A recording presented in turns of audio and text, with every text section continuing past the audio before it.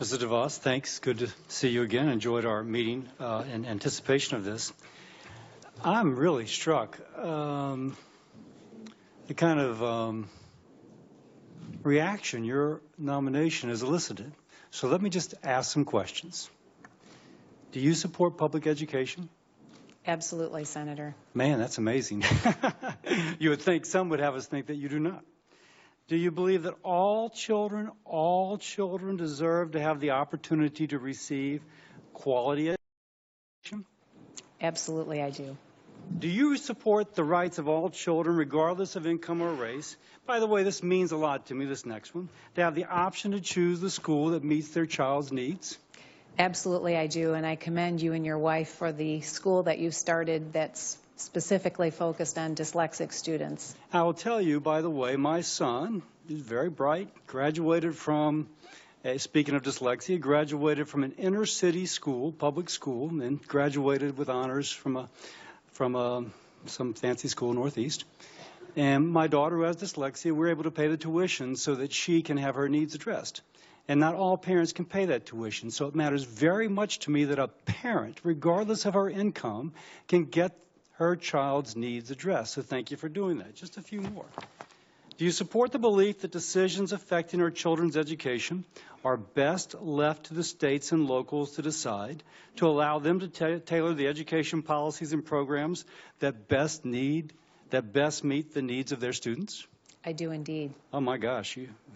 Do you view the role of the U.S. Secretary of Education as an opportunity to advance your personal education views and agenda? Not mine personally. I'm going to hopefully be able to advance this President-elect's and also the views of many, many parents nationally. As Secretary of Education, is it your intention to undermine our nation's public education system? Not at all. As Secretary, will you carry out the implementation of federal education laws in a way that reflects the very letter and intent of the law? Indeed. Do you intend to mandate, direct, coerce, or control any state, local school district, or school on any education program that is specifically prohibited by the Secretary in federal law, one such example being Common Core? No. Do you intend to mandate, direct, coerce, or any state, local school district, or school to require school choice policies, including private school vouchers or scholarships? No. Now, let's just clear that for the record.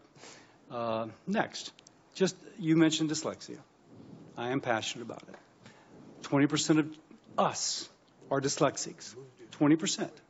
I'm told that 1 out of 4 children of color by age 4 read substantially, by 4th grade, read substantially below grade level. That's important because we learn to read, then we read to learn. If you've not learned to read, you're behind the 8 ball. So that is an issue I'm passionate about.